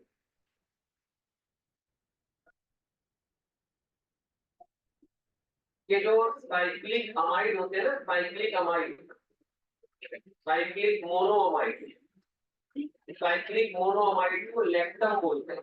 क्या बोलते हैं? लैक्टम। What is lactam? जैसे व्हाट इज ऑक्सिन? ऑक्सिन क्या होता है आपको पता है? ऑक्सिन का स्ट्रक्चर ऐसे लैक्टम क्या? What is lactam? Organic chemistry आप कहेंगे साइक्लिक मोनोअमाइड, उसको लैक्टम, अम माने अमाइड, साइक्लिक मोनोअमाइड को लैक्टम बोलते हैं। और 6 कार्बन अगर हो तो कैप्रो वर्ड यूज करते हैं। Capro, capro word use when there are 6 carbon. 6 carbon होंगे तो वर्ड यूज करेंगे कैप्रो। जैसे एनिल बताया था, एनिल 5 कार्बन के लिए, ऐसे 6 कार्बन के लिए कैप्रो। तो इस कंपाउंड का नाम है कैप्रोलैक्टम। कैप्रोलैक्टम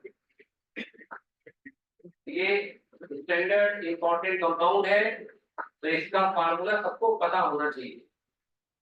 तो what is the formula of caprolactam?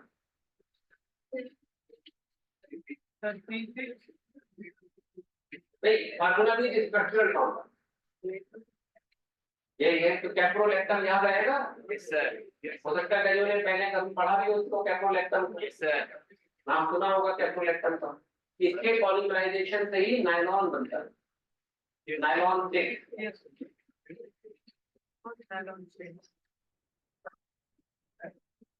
जो माउंटेनियर्स होते हैं, जो रोप से चढ़ते हैं, तो ये नायलॉन यूज करते हैं।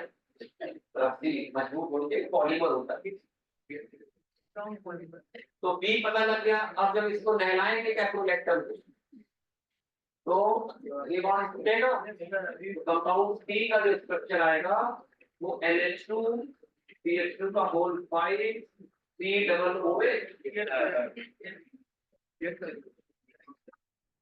क्या ये सी का स्ट्रक्चर सही लिखा है? NH2 CH2 का होल 5।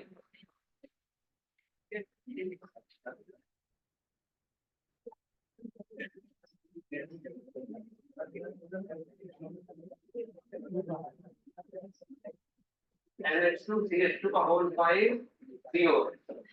और जब इसको सोडा लाइम के साथ हीट करेंगे तो डी क्या बनेगा? नॉर्मल पेंटिल अमीन। नॉर्मल पेंटिल अमीन, ये डी बन गया।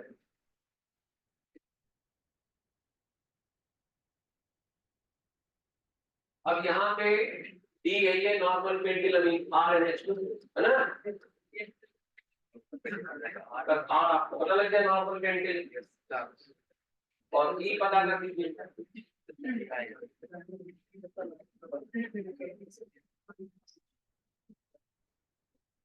ई देखिए क्या होगा? ई होगा C डबल OH CH2, ये बेंजीन रिंग, और ये 5 मेंबर की साइकिल और साइकिल। ये हो जाएगा ई।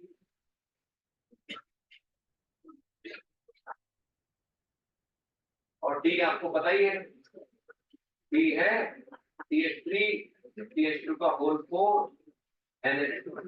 चेक कर लीजिए सही है कि नहीं।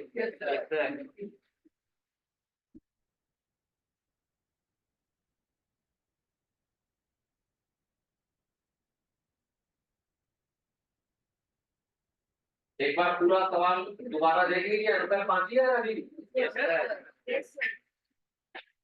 तो डी और ई में sp3 कार्बन का डिफरेंस बताना है, जिसमें 5 और 4 9 और 10 है, 5 आंसर 5 है।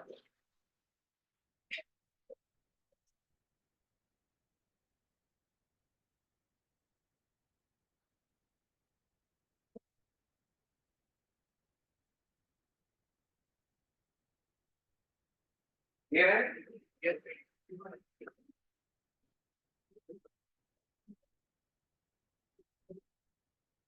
ये एचपी को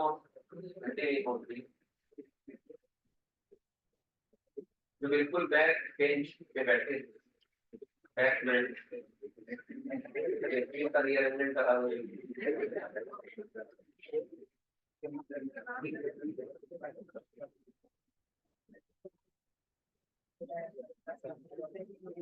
अच्छा, जो अमाइड बनाते हैं हम लोग बैकबेन रीअरेंजमेंट से, बैकबेन रीअरेंजमेंट से जो अमाइड बनाते हैं इन जनरल, हमारे पास अगर कोई अमाइड है, अमाइड ऐसा ही होगा इन जनरल, जिसमें R1 क्या हो सकता है, H या एल्किल हो सकता है कि नहीं, R2 क्या हो सकता है, यही, R3 क्या हो सकता है, यही। चेक कर लीजिए सही है कि नहीं। अगर ये अमाइड है तो क्या R1 H हो सकता है, बताओ। कई लोगों को यकीन नहीं हो रहा है कि R1 H का कैसे हो जाएगा अगर ये अमाइड है। हम लोग 12 पास कर चुके हैं और 3 महीने से और नहीं पढ़ रहे थे। आइसोमर्स पढ़ी, DOC पढ़ी, नेम डिटेक्शन पढ़ी, है ना, मैथ फिजिक्स भी पढ़ रहे हैं। तो इतने महीनों से पढ़ाई, 29 अप्रैल को बैच शुरू हुआ था, पूरा मई जून जुलाई ऑलमोस्ट खत्म होने पर 3 महीने लगभग पढ़ते हुए आपको हो गए, है ना। 90 दिन से आप पढ़ रहे हो लगभग, और पर डे आप करीब 7 घंटे पढ़ते हो रहे थे, तीनों सब्जेक्ट मिला होगा 9 घंटे नहीं, ऑन एन एवरेज देखिए एक सब्जेक्ट होता है, कितने लोग 7-8 घंटे 10 घंटे मान लो, तो अपनी पढ़ाई 900 घंटे पढ़ चुके हो, 11 12 पढ़ चुके हो, और उसके बाद आप ये नहीं बता पा रहे हो कि R1 H हो सकता है, तो हम लोग को क्या मानना पड़ेगा। हाँ समझ गए, यहाँ तो ज्यादा है नहीं। क्या अमाइड में R1 H हो सकता है, कितने लोग कह रहे हैं हाँ हो सकता है। आपने इतनी बड़ी बड़ी बातें कही कि आपको हो सकता है, कितने लोग मान रहे हैं कि R1 H हो सकता है, आप मान रहे हैं और कोई नहीं मान रहा, ईमान नहीं मान देगा।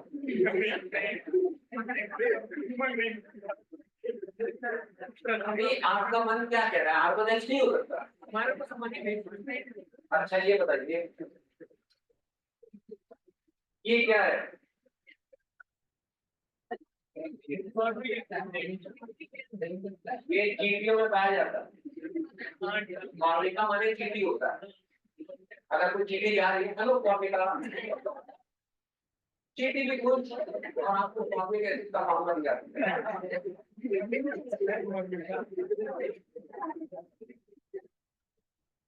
ये क्या है, एसिडिक एसिड एसिड, और इसकी रिएक्शन अगर अमोनिया से कराओगे, एसिडिक एसिड के अगर अमोनिया से कराओगे तो आप देखोगे ऑर्गेनिक केमिस्ट्री में कई बार वाटर निकालेंगे। कितना वाटर आपने जीवन में पिया नहीं होगा जितना एक साथ निकाल देंगे हम लोग केमिस्ट्री में। इसका नाम बताओ क्या है, एसिटामाइड। तो बताइए इसका नाम क्या होगा,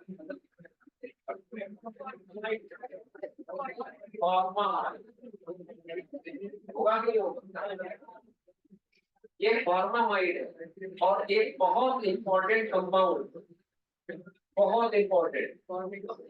ये देखिए, इसको शॉर्ट में लिखते हैं डीएमएफ। बहुत इंपॉर्टेंट, आईटी वाले बहुत पसंद करते हैं, नींद आ रही नहीं होगा, जिसको नींद आ रही थी तो फिर बेटा हमारे अलावा अरे तार्किक होता है। हम इतना मतलब गले में मेरे दिक्कत भी है, ज्यादा एनर्जी दे रही बोल रहे उसके बाद नहीं गा रहे थे, तो हमें अपने में ही कहीं कमियां नजर आ रही, इसलिए थोड़ा मैं हैरान होता हूँ। तो ये डीएमएफ जानते हैं क्या होता है? डीएमएफ अरे डाइमिथिल फॉर्मामाइड, इसके स्ट्रक्चर को लिख लीजिए। What is the full form of DMF? फालतू बातें। डीएमएफ का फुल फॉर्म लिख लो, डाइमेथिल फॉर्मामाइड,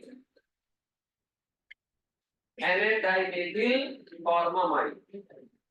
सही नाम क्या होगा इसका? एन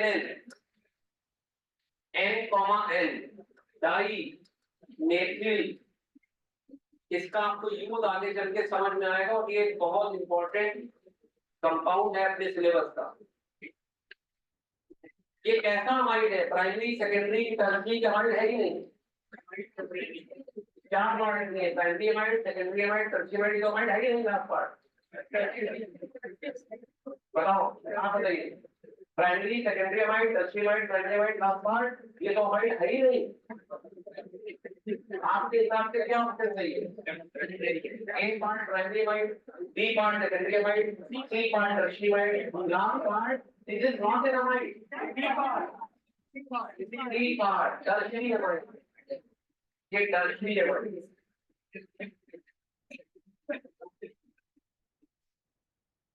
अब तो अमाइड नहीं भूलोगे,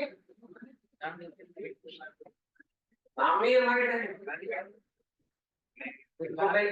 डाइमेथिल फॉर्मामाइड मतलब क्या क्या चौकन्ने रहो, जैसे कुत्ता चौकन्ना रहता है, ऐसे कुत्ता नहीं के लिए कहा जाता है श्वान निद्रा, के लिए कहा जाता है कि अलर्ट, चौकन्ने रहना चाहिए। कौन सी 5 प्रॉपर्टी है? बता रहे हैं कि विद्यार्थी जीवन, कहते ना विद्यार्थी जीवन सुखम सुखम दुखम से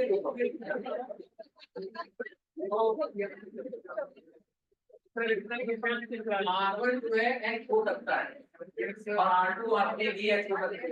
अब तो यकीन हो गया होगा हमारी, तो किसी भी हमारी का जब LiAlH4 के साथ, किसके साथ? LiAlH4, ये रिएजेंट हम पहली बार इंट्रोड्यूस कर रहे हैं शायद।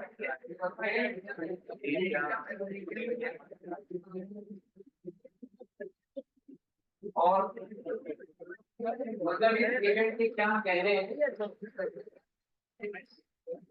और ये वर्सटाइल रिएजेंट, और कह सकते हो कलाकार है ये, रिएजेंट का कलाकार है ये क्या करता है? माइंड का जो रिडक्शन करता है तो CO2 में रिडक्ट हो जाता है। अमाइड में जो CO है वो CH2 में रिड्यूस हो जाता है LAH के द्वारा, तो शॉर्ट में LAH लिखते हैं, लिथियम एल्युमिनियम हाइड्राइड।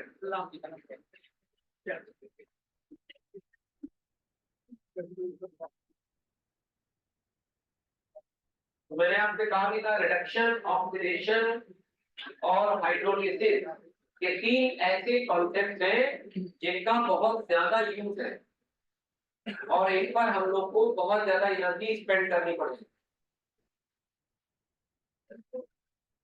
शीट मिली आप लोगों को? तो R1 CH2 NR2 R3। तो मैं आपको एक क्वेश्चन दे रहा हूँ, तो करिए।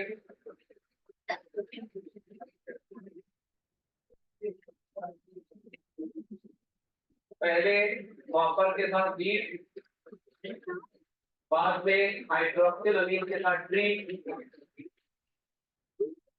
एल्कोहल मंगवाया, पहले उसको कॉपर के साथ हीट किया तो बना, उसको हाइड्रोक्सिल अमीन के साथ ट्रीट किया, फिर उसको कंसंट्रेटेड H2O4 के साथ ट्रीट किया और फिर उसके बाद हम उसके पास लेके आ गए LiClH4 जो आपको प्रोडक्ट का स्ट्रक्चर बताना। मैं चेक करने आऊंगा इंडिविजुअल व्यक्ति के पास, इंडिविजुअल स्टूडेंट के पास। डोंट कम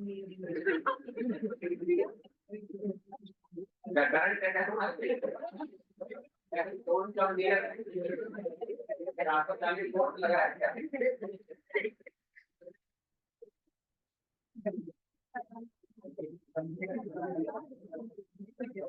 सामने देखो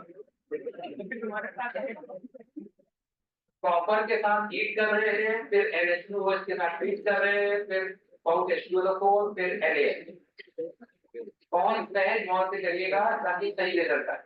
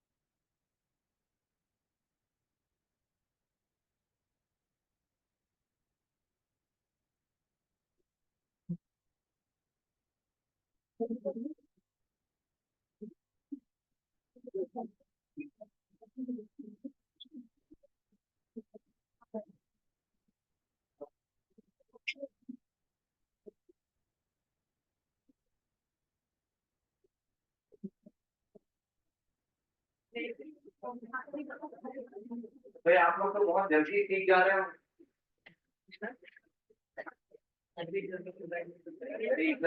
सही करने लगा कॉपर के साथ हीट किया तो कीटोन बना, कीटोन को हाइड्रोक्सिल अमीन के साथ हीट किया तो साइक्लोहेक्टेनोन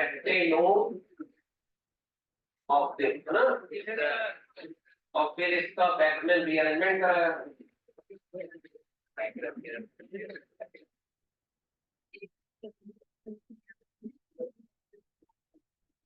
फिर इसका करा दिया बैकमेल रीअरेंजमेंट,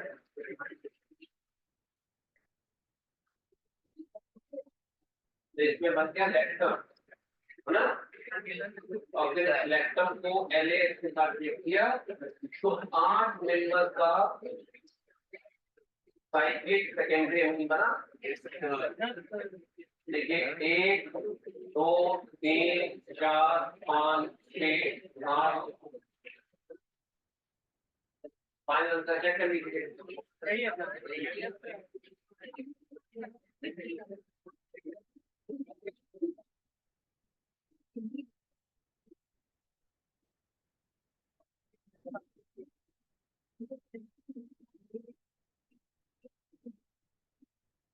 अच्छा अब एक रिएक्शन और हम लोग पढ़ लेते हैं जब तक असाइनमेंट आ रहा है।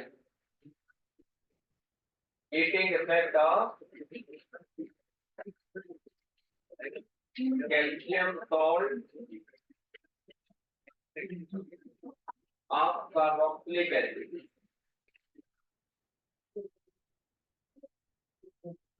Heating effect of calcium salt of carboxylic acid.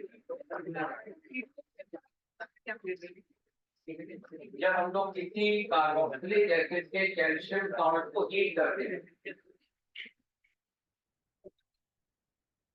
किसी कार्बोक्सिलिक एसिड के कैल्शियम सॉल्ट को हीट करेंगे तो उसमें बना दीजिए कैल्शियम कार्बोनेट और जो बचे वो लिख दीजिए। ट्राई करिए, केमिकल अर्थमेटिक लगाइए तो देखिए क्या बच रहा है।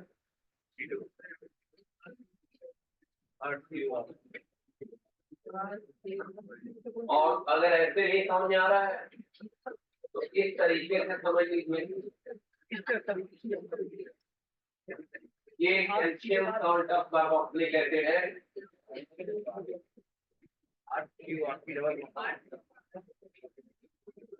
इसको जब हम लोग डील करेंगे, यहाँ से ये बॉन्ड टूटे और यहाँ से ये बॉन्ड टूटे, ये हो जाए कैल्शियम कार्बोनेट, कैल्शियम कार्बोनेट, और साथ बन जाए आर सीओ आर CaCO3 अलग हो जाए, RCOR बन जाएगा RCOR। Calcium salt of carboxylic acid on heating is carbonate compound. अगर हम कैल्शियम फॉर्मेट ले लेते हैं, इसको हीट करेंगे तो कैल्शियम कार्बोनेट के साथ क्या बनेगा बताइए? फॉर्मल्डिहाइड बन जाएगा, HCO है, R की जगह से लिया, इसका नाम कैल्शियम फॉर्मेट है, इसको बोलेंगे कैल्शियम फॉर्मेट।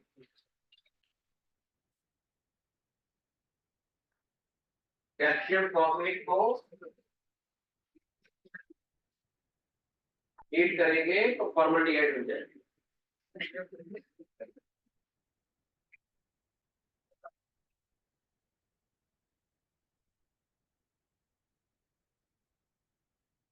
और ये इसकी टेक्निक हो गई, मैकेनिकल तो नहीं कहेंगे, टेक्निक है।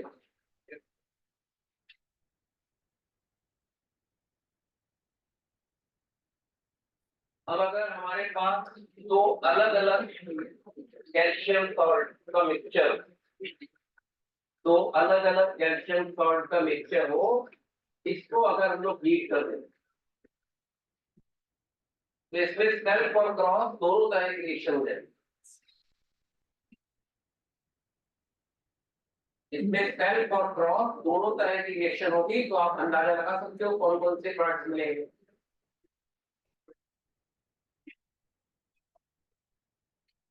तो इसमें मिलेगा R1 CO R2 plus R1 CO R1 plus R2 CO R2।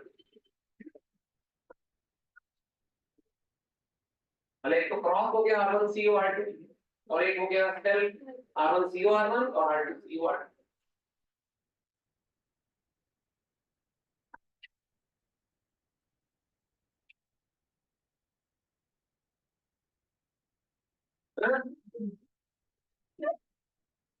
एक क्वेश्चन ले रहे हैं इसमें, calcium salt H1 plus calcium salt H2, इस मिक्सचर को हीट किया, जबकि molecular weight of H1 is greater than that of H1 और H2 दो कैल्शियम सॉल्ट हैं, उस मिक्सचर को हीट करते हैं तो हमको मिलता है एसिटोफिनोल, साथ में A plus B। Molecular weight of A is greater than that of B.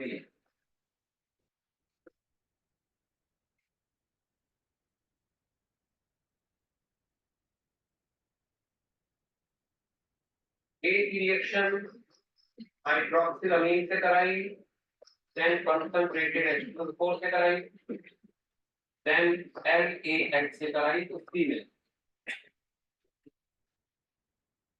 और इसकी रिएक्शन पहले हाइड्रोक्सिलामीन से कराई,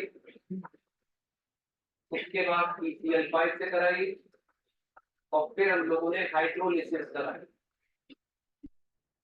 तो इससे मिला D प्लस E।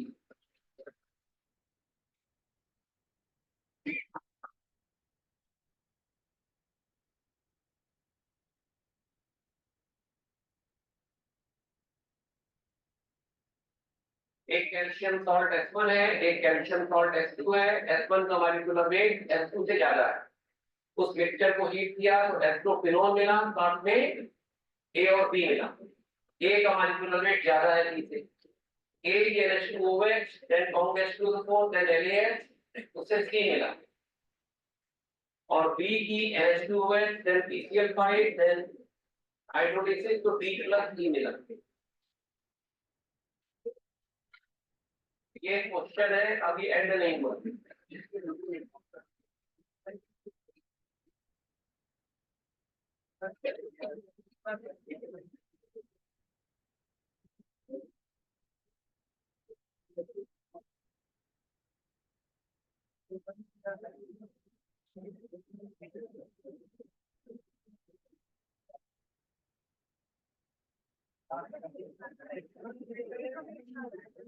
एस्ट्रोफिनोन देखिए दिया हुआ है, इससे आपको सब पता चल जाएगा।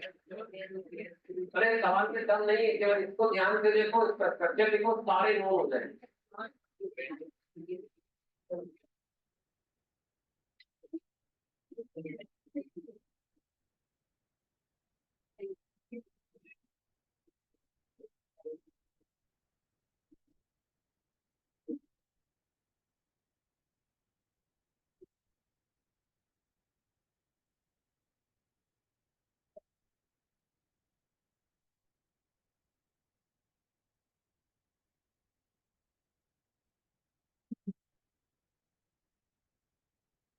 एक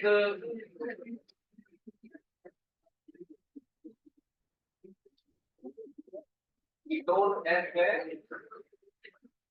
इसकी हाइड्रोक्सिल अमीन से कराई, G1 प्लस G2 मिला।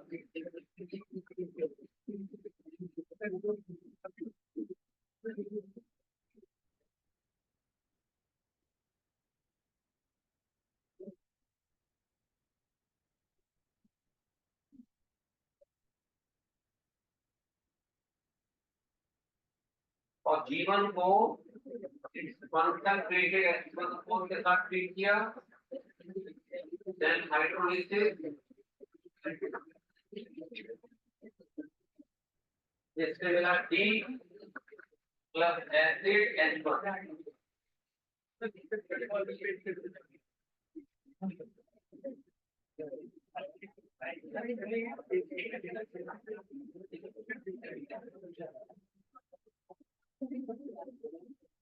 ये नोट कर लिया। अब इसको नोट कर लिया, तब तक इसको सॉल्व कर लो। ये सारा आ गया। अब इसके बाद आपको एक कीटोन F हमने नोट कर दिया, उसके हाइड्रोक्सिल अमीन से कराई तो दो कंपाउंड G1 G2 मिले। G1 की reaction count H2O4 and hydrolysis कराई तो D प्लस एसिड H1 मिला।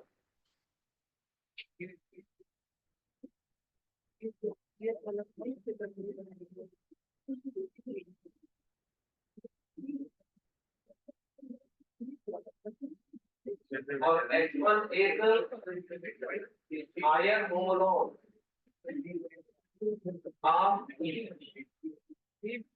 H1 is higher homolog of E। E पीछे था।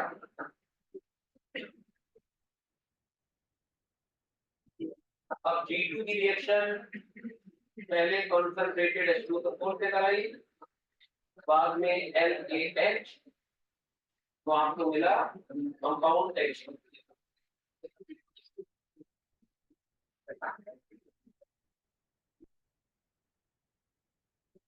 इससे सारे नोन पहचान।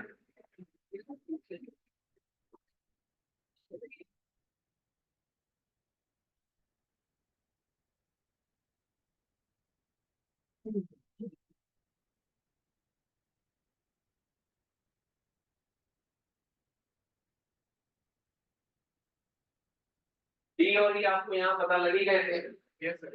वही डी और ई का चित्र यहाँ दिया है। जैसे ही डी और ई का चित्र यहाँ हुआ, उससे आपको G1 पता लग जाएगा, G1 पता लगते G2 पता लग जाएगा, कीटोन F पता लग जाएगा।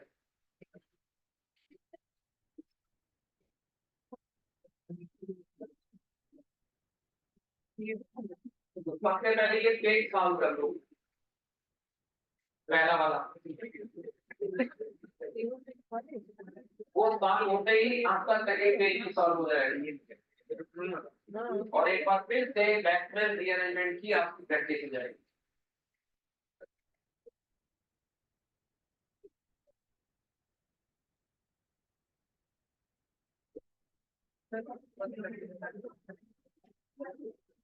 जब दो अलग अलग कैल्शियम सॉल्ट को हीट करते हैं तो एक अनसिमेट्रिकल कीटोन मिलता है। ध्यान दीजिएगा, जब हम अलग अलग कैल्शियम सॉल्ट को हीट करते हैं तो एक अनसिमेट्रिकल कीटोन मिलता है R1COR2 और वो दे रखा है।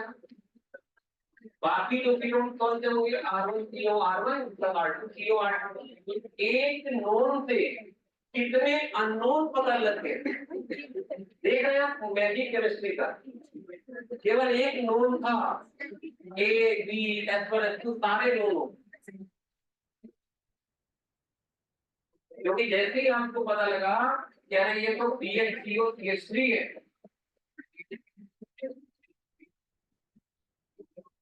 तो आपको A और B तो पता लग ही गया ना। और उसमें ये कैसे तय करें कि कौन A है कौन B है, मॉलिक्यूलर और फिर S1 S2 भी अकॉर्डिंगली पता लग जाएगा, क्योंकि ये R1 है ये R2 है।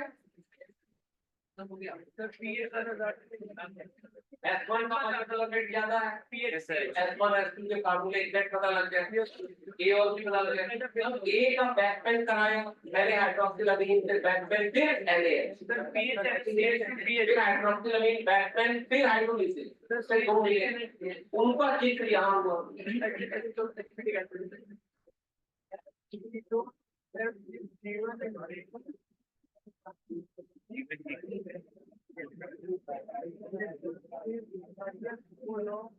आगे हल पूरा हो गया, कोई दिक्कत नहीं है। मतलब कोई हमें हैरानी हो रही है कि आप इतनी जल्दी सॉल्व कर ले रहे हैं, पिछले सालों में ऐसा नहीं होता। क्या वाकई आप सॉल्व कर ले रहे हैं कि हमारा बहन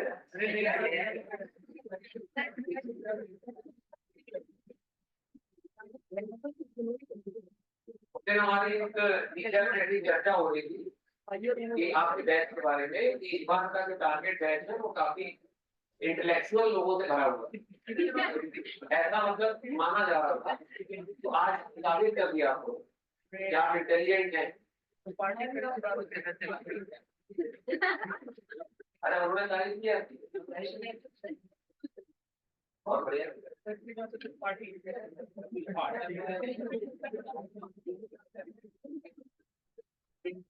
ये सारे नोट हो गए।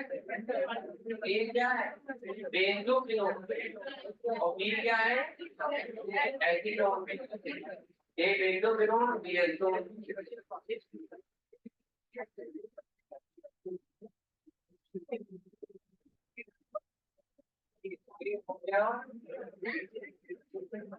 बेंजो फिनोल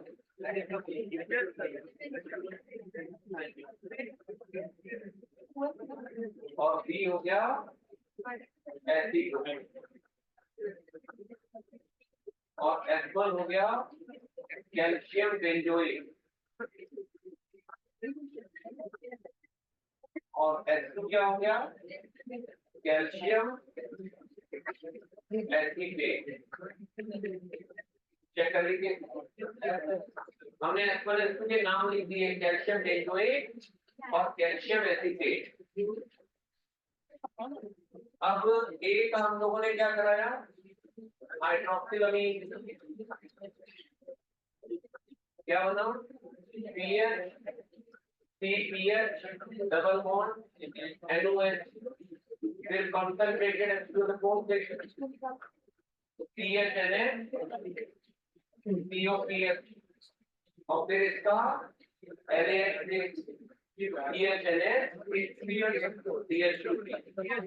इसका नाम क्या रखा गया है, रखा गया है। और जो एसीटोन है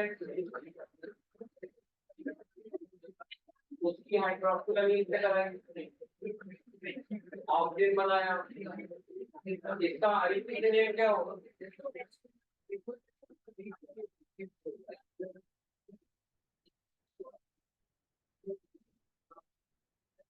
इसका आईपी नेम बताइए। प्रोपेनोन ऑब्जेक्ट आईपीएसी नेम, इसका आईपी नेम हो जाएगा प्रोपेनोन ऑब्जेक्ट। इसके पहले ई लिखे कि जेड लिखे? इसके पहले ई लिखे कि जेड लिखे? कुछ नहीं। अब इसका हमने किससे कराया? फाउंड एक्सक्लूड फोर्स से 3 NH3O CH3 और फिर इसका हाइड्रोलिसिस तो CH3 NH2 प्लस CH3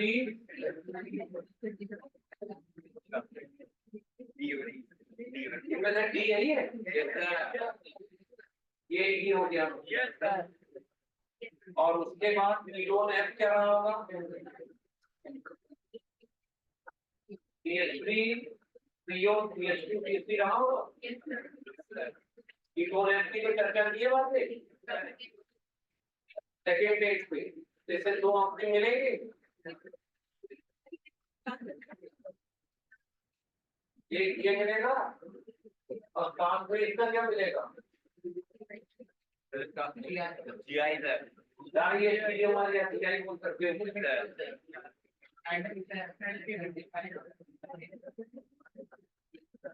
क्या गलत तो नहीं लिखा?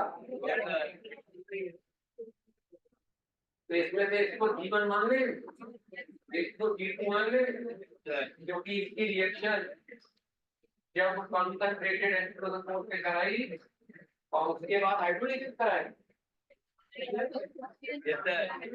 इससे क्या मिला? CH3NH2 जो कि D है और प्लस CH3CH2 यही तो H1 है। आया वो लोग लिखा था ना।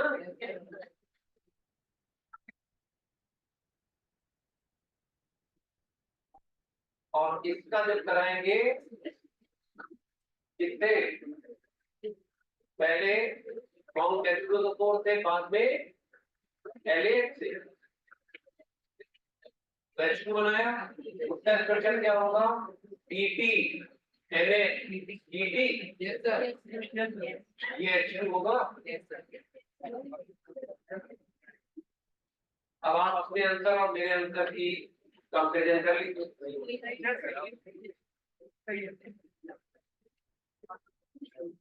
तो क्या आप बैकमैन की मैकेनिज्म जानना चाहेंगे? असाइनमेंट आपका आज आ नहीं पाया, कल हुए टेक्निकल लेकर आगे होगी फोटोकॉपी मशीन में, तो मैं PDF तो भेज ही दूंगा, बाकी स्मार्ट कॉपी मिल जाएगी।